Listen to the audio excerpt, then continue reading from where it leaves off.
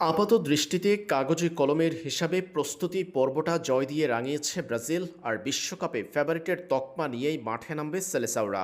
Carlo আনচেলত্তির দল প্রস্তুতি পর্বের শুরুতে পানামাকে ৬-২ গোলে বিধ্বস্ত করার পর আফ্রিকান জায়ান্ট মিশরকে ২-১ গোলে হারিয়ে প্রস্তুতি পর্ব শেষ করেছে।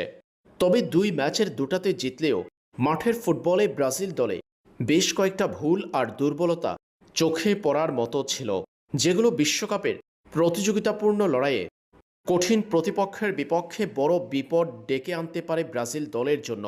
এমনকি বিশ্বকাপ থেকে ছিটকে পড়ার জন্যও যথেষ্ট এই সামান্য ভুলগুলো।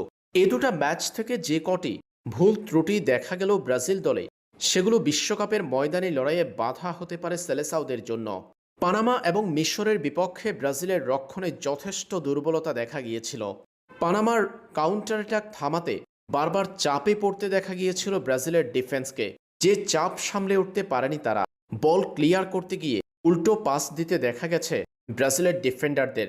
যেখানে পানামার মতো দুর্বল দলের বিপক্ষে এমন অবস্থা ব্রাজিলের, সেখানে হাই প্রেসিং দলের বিপক্ষে এমন ভুল করলে মহা বিপদ হতে পারে সেলেসাওদের।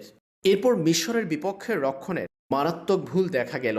মার্কুইনোস কাসিমেরোদের মতো অভিজ্ঞ ডিফেন্ডার থাকা সত্ত্বেও রক্ষণ ভাগে বল পাস দেওয়ার সময় মনোযোগের যথেষ্ট অভাব দেখা গেছে, যার সুযোগ নিয়ে মিশর আদায় করে নিয়েছে গোল। মার্কুইনোসে ব্যাক পাস যেভাবে দিয়েছেন তিনি, আর সেই ব্যাক পাস থেকে বল নিয়ে গোল আদায় করে নিয়েছে মিশরের জেকো, সেটা দৃষ্টিকটু ছিল সবার কাছে। পাশে ও সামনে বেশ কয়েকজন ফুটবলার থাকার পরেও কেন গোলরক্ষকের কাছে বল পাঠাতে হবে মার্কুইনোসের, সেটাই প্রশ্ন। এছাড়াও যেভাবে দুর্বল ব্যাক পাস দিয়েছেন তিনি, সেটাই কাল হয়েছে ব্রাজিলের জন্য। বিশ্বকাপের মূল ম্যাচে এমন ভুল ব্রাজিলের হারের জন্য যথেষ্ট হতে পারে।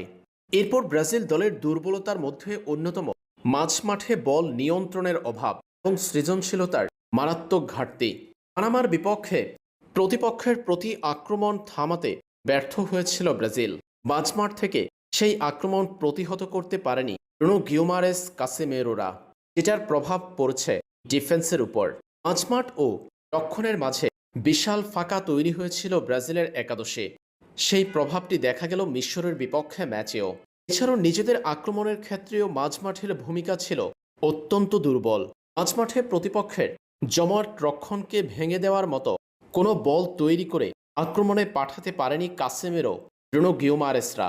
মিশরের বিপক্ষে মাঝমাঠ থেকে খুব বেশি সুযোগ তৈরি না হওয়ায় আক্রমণ ভাগে তৈরি হয়েছিল ঘাটতি, যেটার দায় নিতে হবে কাসেমেরো, লুকাস পাকুয়েতাদের। বিশ্বকাপে এই জায়গাতে বড় ভূমিকা পালন করতে হবে নেইমারের, তবেই ঘাটতি পুষিয়ে নিতে পারবে ব্রাজিল। আর না হয় মাঝমাঠের এই দুর্বলতা ভোগাবে ব্রাজিলকে বিশ্বকাপের মূল লড়াইয়ে। এই দুই ম্যাচে জিতলেও প্রথম ম্যাচের থেকেও দ্বিতীয় ম্যাচে ব্রাজিলের আক্রমণ ভাগকে প্রতিপক্ষের রক্ষণে ব্যাক পেতে দেখা গেছে। প্রথম ম্যাচে ফরোয়ার্ডদের তাড়াহুড়ো করতে দেখা গেছে ম্যাচ জুড়ে। এছাড়াও ভিনিসিয়াস জুনিয়রের পাস না দেওয়ার প্রবণতা ব্রাজিলকে ভোগাতে পারে বিশ্বকাপে। মিশরের বিপক্ষে ভিনিসিয়াস জুনিয়র, রাফিনহারা বেশ সুযোগ তৈরি করলেও ফিনিশিংয়ের দুর্বলতার কারণে গোল পায়নি ব্রাজিল। ম্যাচে ব্যর্থতার পরিচয় দিয়েছেন ইগোর থিয়াগো। বদলে নেমে এন্ড্রিক দারুণ ফিনিশিংয়ে গোল করলেও নিজের যোগ্যতার সঠিক বিচার করতে পারেননি ম্যাথিউস কুনিয়া। ম্যানচেস্টার ইউনাইটেডের মতো বর্তমান সময়ে ব্যর্থ ক্লাবের এই ফরওয়ার্ডকে নিয়ে বিশ্বকাপেও ভুগতে হবে ব্রাজিলের, যেখানে ব্রাজিল দলে সুযোগ পাননি চেলসির বর্ষসেরা স্ট্রাইকার জোয়াও পেড্রো। সেখানে কিভাবে ম্যাথিউস কুনিয়া ব্রাজিলের স্কোয়াডে ডাক পেলেন, সেটা নিয়ে বিশ্বকাপের দল ঘোষণার পর থেকেই প্রশ্ন আসছে কার্লো আনচেলত্তির বিরুদ্ধে। সেটার যথেষ্ট প্রভাব দেখা যাচ্ছে ব্রাজিলের মাঠের ফুটবলে। একজন যোগ্য স্ট্রাইকার না থাকায় বলে সুযোগ তৈরি করলেও সেগুলো গোলে পরিণত হচ্ছে না মিশরের বিপক্ষে, যেটা স্পষ্ট দেখা গেল মাঠে। বিশ্বকাপের ময়দানি লড়াইয়ে ভালো খেলেও হেরে যাওয়ার শঙ্কা তৈরি করতে পারে ব্রাজিলের এই দুর্বল আক্রমণ ভাগ। এছাড়াও কার্লো আনচেলত্তির আক্রমণাত্মক ফরমেশন বিশ্বকাপে চাপে ফেলতে পারে ব্রাজিলকে। মিশরের বিপক্ষে ব্রাজিলের ফরমেশন ছিল 4-2-4। এই ফরমেশনে কাউন্টার অ্যাটাকের ঝুঁকি বাড়ায় ব্রাজিলের জন্য।